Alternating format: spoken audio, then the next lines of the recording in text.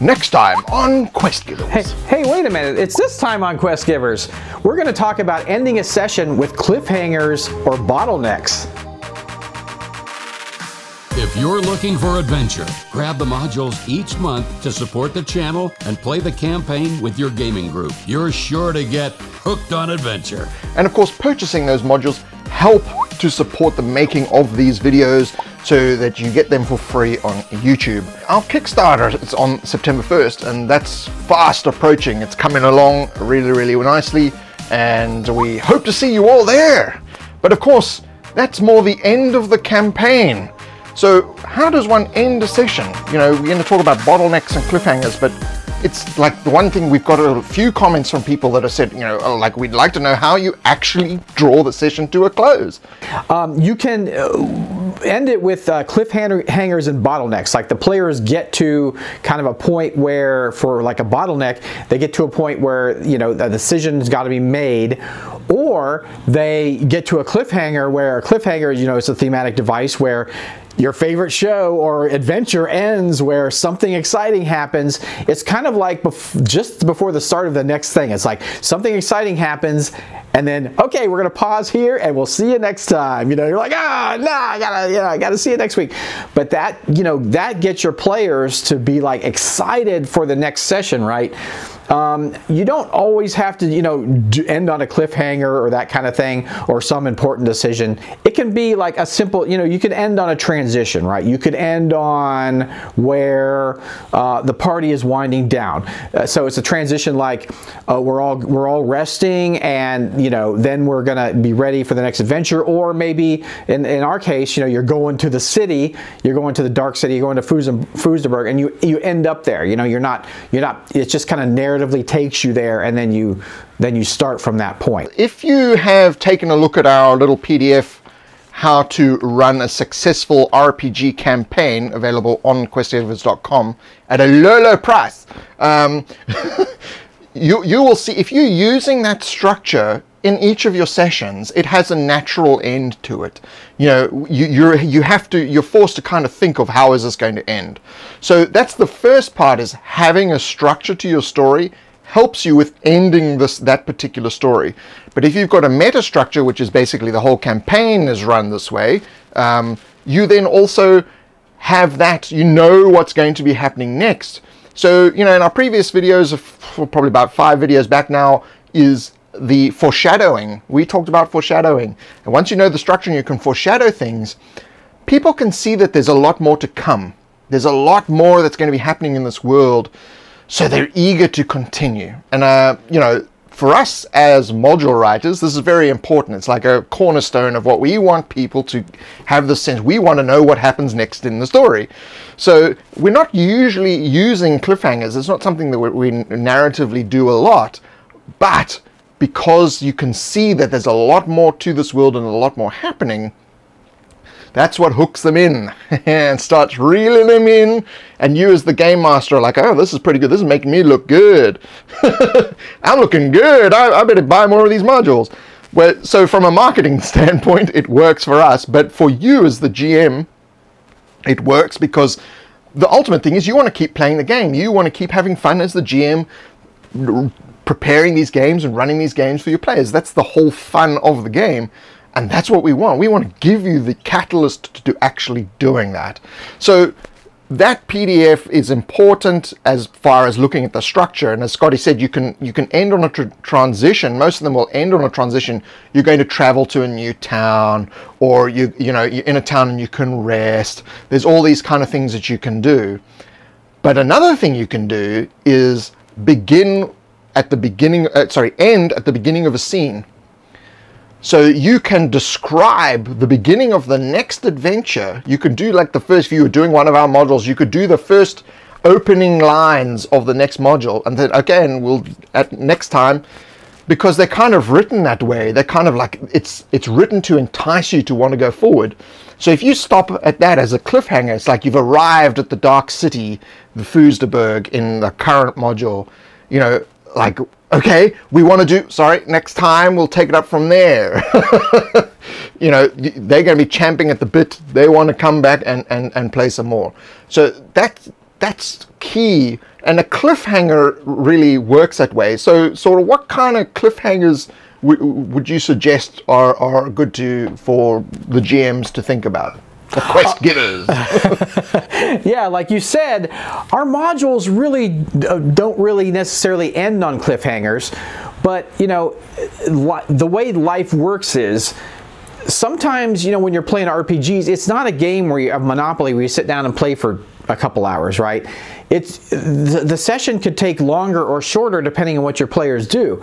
And if your players are going long, you know, you could use that device of the cliffhanger and say they discover something interesting about, you know, in the town or something. Then you can you stop it there. It's like, we're going to pick it up next week. So you know, you can use this device even though it's not necessarily written into the modules. And I love that idea, Gareth, you said about using the next module to kind of be the cliffhanger for itself. Another thing, talking about bottlenecks, right? We kind of write that way, right? We kind of write that events that happen, essentially bottlenecks, where the players have to make a decision one way or the other. It's usually some interesting, you know, moral decision, or you know, whether you know, we're going to put ourselves in danger or not. And sometimes even if you don't want to put yourself in danger, you end up doing it. But yeah, we tend to write that way so the players can kind of discover the stuff organically, right? They're going through, talking to the people they want to talk to, looking at stuff they want to look at. And so when you have these kind of bottlenecks built into the story that trigger an event, then you've got the story continuing without it just meandering around and not going anywhere. They're triggering certain events that you know, keep the story going, make it interesting. So that's a great way to think about bottlenecks, and we definitely write the modules that way so that the players don't feel like they're on a railroad, like, right? They feel like they can go and do what they want, but they're still making progress in the story. So that was our intention with that. We get a lot of comments from people, and even in some of the reviews on our modules, you'll see people talking about this feels like you could play it without a DM. It's like it's like a single player, you know, version. And there's a reason for that, because we write it just like you would run a choose your own adventure novel. It's written that way so that, you know, you in choose your own adventures, you know, when I was a kid, I wanted to figure out how choose your own adventures actually worked because I was fascinated by them. And, you know, I mapped out where everything happened, and I noticed that there were these sort of like bubbles, and then there's like this one point that you always end up at like page 35, and then there was like this bubble, and then there was page 85, and then there's another bubble, and then it's like page 97, you know, and I realized, I see what's happening. They're were moving towards these bottlenecks, which are key things that happen in the story. So you, as your character in the choose your own adventure, where you're reading the book, and you know, you used to do the thing with a pencil if you didn't have the dice, you know, used to love doing that. That was fascinating. I loved that. You as the character, you choose what you want to do. I want to go to page 9, and no, if I want to do it this way, I go to page 12. And you would, and so you've got a sense of agency that's happening, right? But of course, as the story writer, you kind of need to make sure that it goes in a certain path, and that's where these bottlenecks occur. And so the player agency, when you're playing an actual RPG, the players can do everything that they want to do, but then you use the bottlenecks to kind of introduce these events that drive the story forward. And of course, you know, people see this as railroading, which of course it is, but you've got these wide tracks before you get to that point. And this is really where our modules kind of stand apart, is that we give you the latitude to add in all kinds of stuff around these narrative points before them and after them, so that you, as the GM, or even the players themselves, can add things in that we could never have thought of or hadn't even considered or whatever, because that's where the flavor of your game, your style of doing things, comes in. And of course, when it comes to actually ending the session, you know, that is naturally in our modules. That's a natural bottleneck that occurs. And if you're using the PDF, of course, you're using the same style that we're doing. You know, you're going to naturally be creating those final bottlenecks. and then the cliffhanger is, as we said, you can just use the beginning of the next module.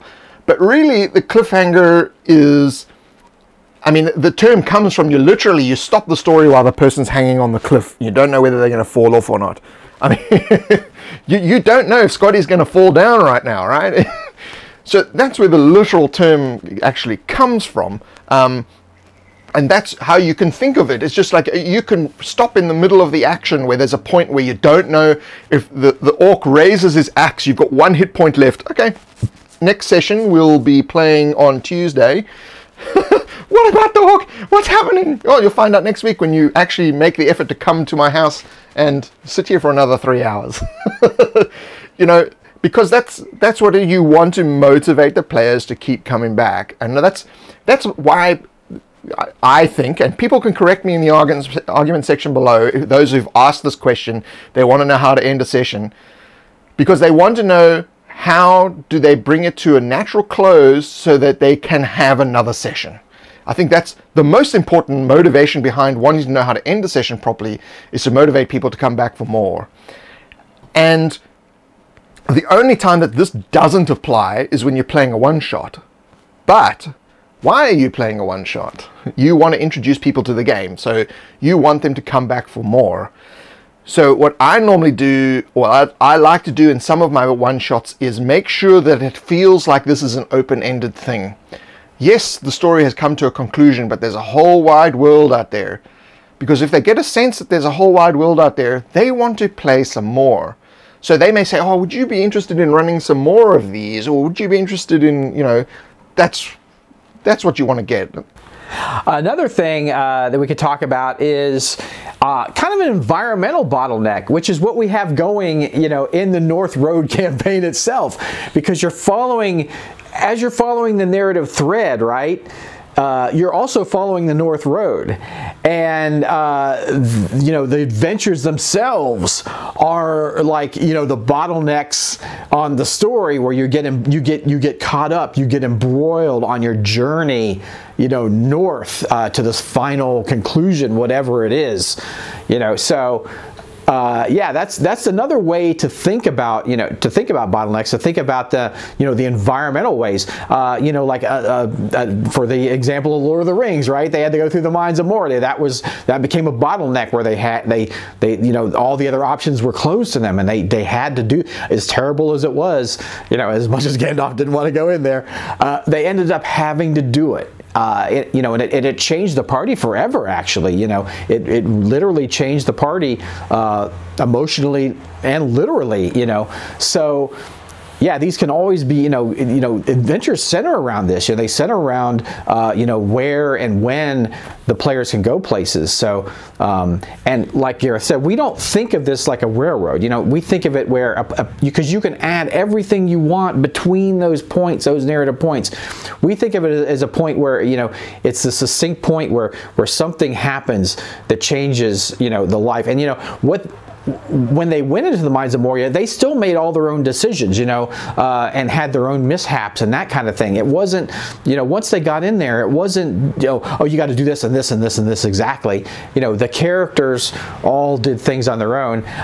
Some of them didn't do so good when they knocked something down the well, and like summoned the entire orc horde, but, you know. But hey, so yeah, think about how that works out, you know, both literally and figuratively, right? And I mean, we do this in Dark City. I mean, it's basically obvious. We have a mountain range. You can't get onto the North Road without passing through the city. It is a literal bottleneck in the entire campaign. And we write on basically the narrative themes of what's happening at different points. And this is the point number 5 in the campaign structure, is the gateway. It's literally the gateway to the rest of the road. So that theme runs through everything. The whole module is structured around the idea of gateways, having to pass through different sectors of the city, having to get past certain people, certain laws. You know, you've got to get through all these things, and so it's like it's just compounded into this module. It's kind of dripping with it. Now that I've said it, you'll see it in everything that's in the module. But that's what you can think about. You can improve the sort of environment by thinking about it thematically, by using things to carry the story forward. And when you get to the end, and it's like time to have the new thing, they've passed through Foosterberg and they're on to Wilderness, what's going to happen next? You want the players like, this story is just, it's happening. You know, for us, Dark City is the Mines of Moria. It's the thing they have to pass through, the terrible, like oppressive, dark place that they have to pass through in order to get to the other side. And so it's not the end of the campaign, but obviously the session has an end. But at the end of the actual campaign, which is White Castle, you know, we will have other campaigns after this, but you know, for us, that's then when we have to bring the entire campaign to an end. And that's like that's different to ending the session, but you still want your players to come back and play some more. So again, you want to be hinting at this wider world. You want to keep talking about the wildlands or the desert up north or the whatever it is in your game. That's what's going to sort of like tell the players there's more to this map than just the North Road. So, what's next for Quest Givers? Well, you'll have to check out the next video. And of course, sign up for our newsletter and purchase our modules on questgivers.com. And we'll see you next time. Hey, see you next time, and hope to see you September 1st for our Kickstarter.